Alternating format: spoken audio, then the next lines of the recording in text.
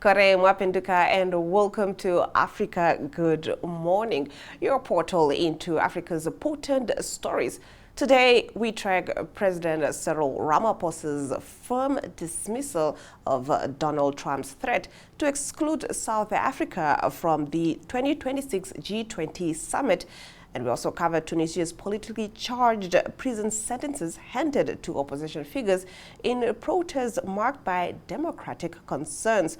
We also report on the Nigerian army's rescue of 12 teenage girls from Boko Haram in Borno State and Nobel laureate Denis Mukwege's criticism of the Kinshasa M23 peace process. Also featured are Dangote's Petroleum's fuel supply initiative, Royal Air Morocco's AFCON fare discounts, and Eni Aluko calling for global respect for African football. We will be right back with your top stories on the other side of this. Life is unpredictable and one needs to be protected against any eventuality. Get Santam legal access from as little as 50 Namibian dollars a month for when you find yourself in need of legal representation due to civil cases, criminal prosecution, and family matters such as divorce, child maintenance, and custody. It also covers labor disputes, disciplinary hearings, and unfair dismissal or retrenchment.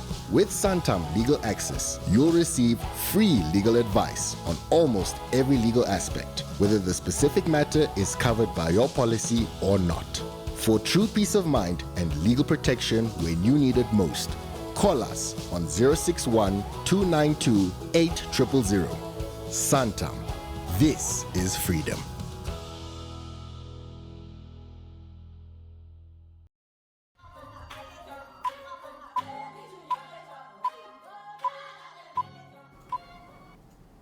In our top stories, South African President Cyril Ramaphosa firmly dismissed U.S. President Donald Trump's threats to bar Pretoria from the 2026 G20 summit, reiterating South Africa's status as a founding and active member of the group.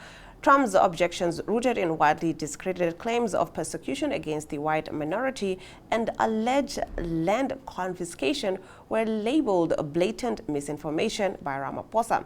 Despite the diplomatic tensions, U.S. businesses and civil society participated fully in G20-related events in Johannesburg in November, showing continued engagement.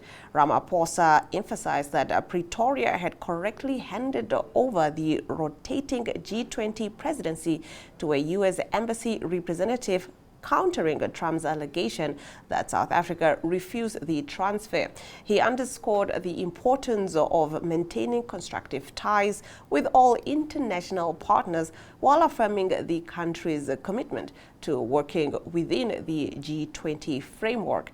In a state address, the president reaffirmed that South Africa will remain a full, active, and constructive participant in the group, signaling resilience against external pressure and determination to uphold its role in shaping global economic discussions. We're swinging over to Tunisia. A Tunisian court has sentenced dozens of opposition figures, lawyers, and business leaders to prison terms ranging from 4 to 45 years. In a case widely criticized as politically motivated, the proceedings targeted individuals accused of conspiring to overthrow President Kais Saied, including opposition leader Jawar Ben Maberek, who received 20 years and has been on hunger strike for over a month. 20 defendants were tried in absentia after fleeing abroad, while others have been in detention since 2023. Former intelligence chief Kamel Guiziani, along with party leaders Isham Chebi and Gazi Chauchai, were among those sentenced, reflecting on intensification of Said's crackdown on dissent following his 2021 suspension of parliament. Human rights groups, including Amnesty International, condemned the trials, calling the proceedings a farce and a tool to eliminate political opponents. Appeals court decision increased some sentences while acquitting a few, further raising concerns over judicial impartiality.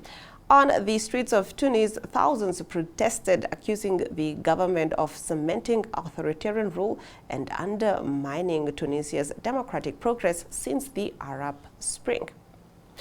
In our next story, the Nigerian army successfully freed 12 teenage girls abducted by Boko Haram/ISWAP militants in Musa District, Borno State, after a targeted intelligence-led operation on the 29th of November. The victims, aged 15 to 20, had been kidnapped while harvesting crops on family farms 6 days earlier, sparking fear in the communities. Now, following their rescue, the girls were evacuated to a secure military facility to receive medical treatment, psychological support, and debriefing before reunification with their families. Among the rescued were Fatima Shaibu, Hawa Abubakar, Sadia Omaru, Amir Babel, Zara Adamu, Nana Shahibu, Zainab Musa, Zainab Mohammed, Jamila Saidu, and Hawa Hamidu. Anele and Colonel Alme. Army spokesperson praised the troops' dedication and the crucial role of local informants, emphasizing that community cooperation is essential to defeat terrorism. The swift operation demonstrates the effectiveness of coordinated military intelligence and local support, aiming to restore safety and reassure residents in a region long plagued by violent extremist attacks. The army continued to urge citizens to provide credible information to safeguard civilians and strengthen ongoing security efforts.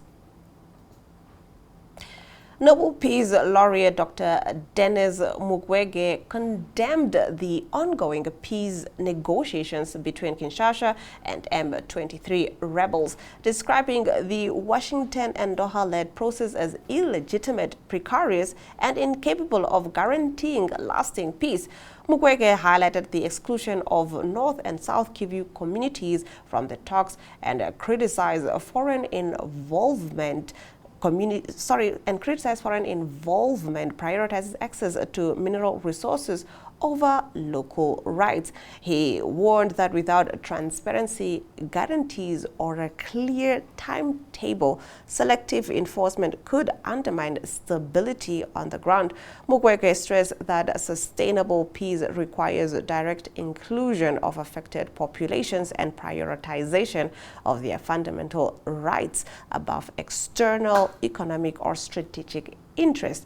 Opposition leaders in the Democratic Republic of Congo have urged President Felix Tshisekedi to make the agreement public before signing, cautioning against any arrangement that could compromise national sovereignty. Mukwege awarded the Nobel Peace Prize in 2018 for his work addressing sexual violence in conflict, emphasizing that ignoring root causes and regional dynamics risk repeating cycles of violence and exploitation, reinforcing the need for a genuinely participatory, accountable, and locally anchored peace framework. That concludes our top stories. We now take a look at the weather predictions for Southern Africa.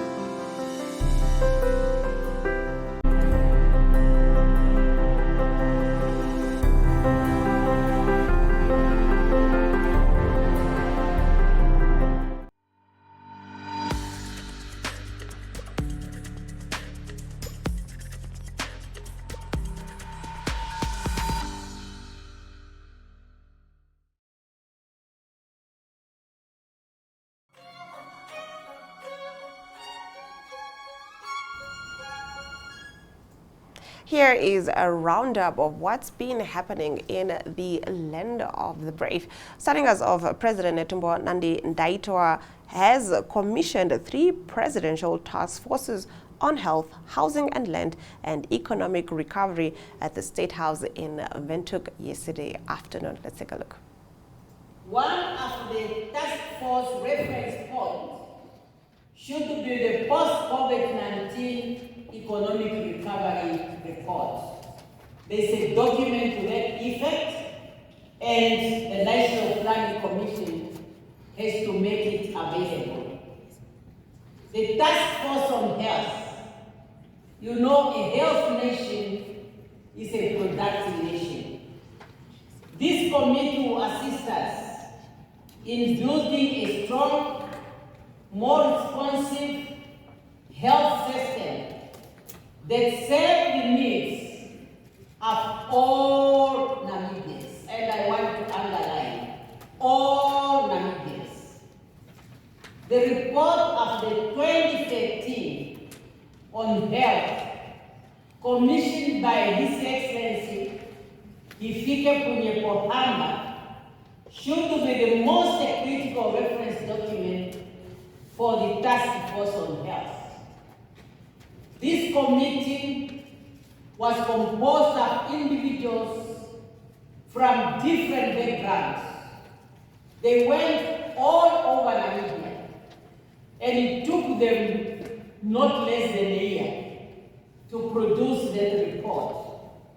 And to my understanding, it has looked holistically on our health system and made clear recommendations on what should be done. It is therefore my hope, and I'm asking this committee to help us, to help me to implement this report. Now, the Teachers Union of Namibia, TUN, hosted its 2025 Congress in Rundu under the theme Discarding a Compliance Culture for Inquisition and Innovation in Education. Speaking at the event, Victor Hamunyela, the Secretary General of Sister Union Namibia Wholesale and Retail Workers Union, urged delegates to confront overcrowded classrooms, strengthen educators' rights, and adopt firm resolutions that improve teachers' working conditions. He called for unity, a stronger membership base, and leadership that genuinely fights for the interests of teachers. Here he is. Understand that for TUN to grow and fight these darlings of the state, the membership should be grown. As you approach the process of you electing your leaders, as a leader in this federation, I feel we must understand first that we are Namibians before you call yourself a Bambu, Herero, Nama, Damara, whatever. We must first understand that we are Namibians and we are fighting for a common enemy. In conclusion, let us not, as TUN, let us not be another so-called recognized union that is starving teachers. I think it's the 3rd year now that we did not hear any increment. When we go back to our school, they will tell you, but we are recognized. Are we recognized to fight for the interest of the teachers, or are we recognized to starve them? With this, colleagues, I wish you a fruitful deliberation that is guided by a principle of collectivity, moving to change what we think needs to be changed. Viva the educators! Follow. Viva teachers, viva! Viva! Viva teachers, viva! Viva! Amandla! Amandla! Thank you very much. The MTC Content Creator Awards took place at the Vento Country Club Hotel over the weekend. Minister of Information, Communication and Technology, Emma Theophilus, gave the opening remarks, stating that she is there to give a message to encourage the content creators/influencers to give their best and to do what they do best. Now, the twin influencers were the big winners of the night, scooping the MTC Content Creator Award for 2025. Let's have a look at how the night unfolded. At the Ministry of ICT, we have a program called Brand Namibia. And I'm sure many of you, when you get a chance to travel, when you go around, nobody actually knows where the country is. You must say we're just above South Africa, just below Angola, next to Botswana, somewhere in Southern Africa. And we decided, the Minister of ICT, we want to champion where Namibia is, to showcase our culture, to showcase our talent, to make sure that people know our products and services, and that people actually know our beautiful landscape and to come and visit in tourism. So all of you are an integral part of Brand Namibia. So tonight it was no-brainer for me to come and actually offer this message to encourage you and to ask you to continue what you're doing. Of course, these awards require that some people might take the award and others might not, but every one of you are contributing to the Brand Namibia. And I want to assure you that as the government of the Republic of Namibia, we are cognizant of the work that you're doing. Just yesterday, we had an Influencer Sundowner, which is a recognition of the creative industry. I know you've been following and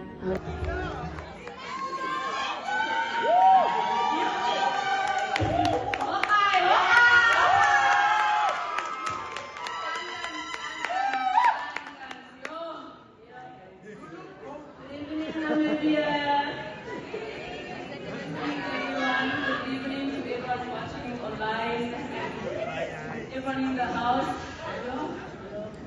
thank you. This is our twin nation. It has been a long journey, guys. 10 years in the industry, 7 years not living in the same town. Imagine how are we consistent? That's the question most of you guys ask. And it all boils down to passion. It all boils down to passion. I cannot emphasize that enough. Madam Ekembe mentioned something about a show on TV. It was on our vision board. Write down your vision, make it clear, and I, the Lord, will make it happen. And it will come to pass. Thank you so much for supporting us, for being with us all this way. Thank you for sharing. Thank you for the votes. Thank you guys.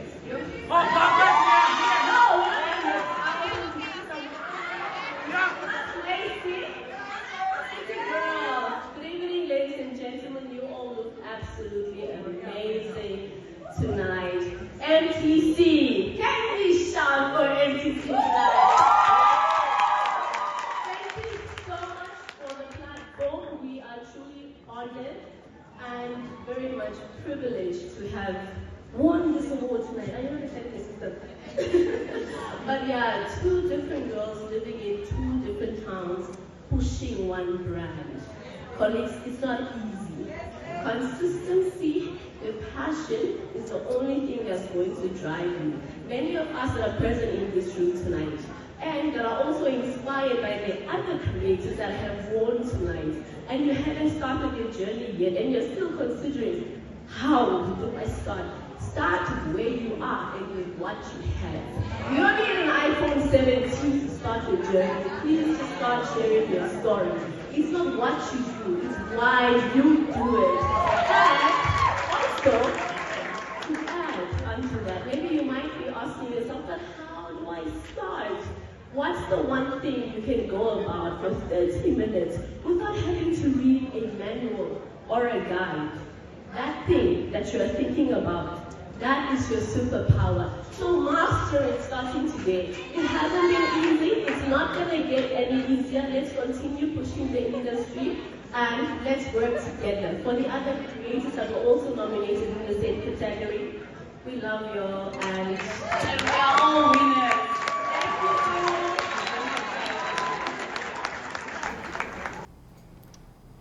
Moving on, the Motor Vehicle Accident Fund Chief Operations Officer Philip Ngihifiti-Keko encouraged Namibians to download the fund's mobile application during the festive season.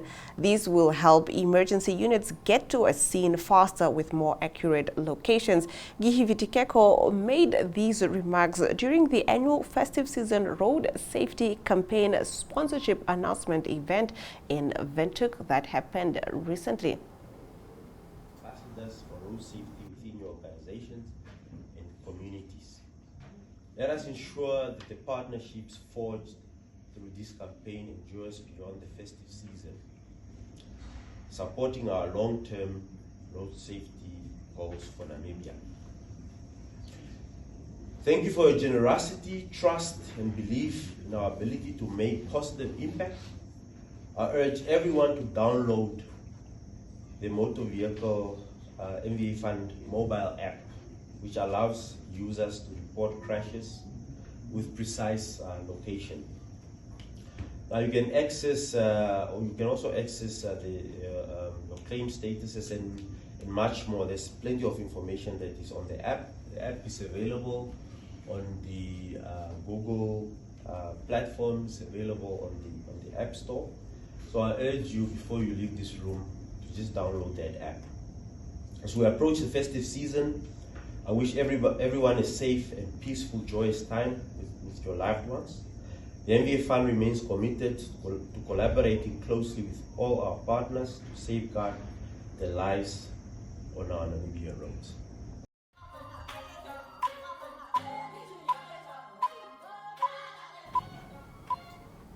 Getting into our economic news, Africa's largest refinery, Dangote Petroleum, announced a major fuel supply plan guaranteeing 1.5 billion liters of petrol monthly in December 2025 and January 2026, increasing to 1.7 billion liters per month from February 2026. The refinery produces 40 to 45 million liters daily and aims to expand capacity to 1.4 million barrels per day, targeting the elimination of fuel imports across Africa. Managing Director David Bird confirmed readiness to supply the stated volumes and to host regulatory officials for verification, emphasizing transparency in production and stock levels. President Aliko Dangote reinforced the initiative during a visit by South South Development Commission, highlighting the refinery's role in industrial resilience and energy stability. The expansion will engage over 100,000 workers and strengthen petrochemicals, logistics, and export-orientated manufacturing, while promoting continuous fuel availability across the continent. Dangote's plan reflects a strategic push to transform Africa into a net exporter of refined products, demonstrating both private sector capacity and alignment with broader national and regional energy security objectives, ensuring uninterrupted fuel access during the festive season and into 2026. Let's take a look at the economic indicators. We seem to not have that. My apologies. We will be right back on the other side of this.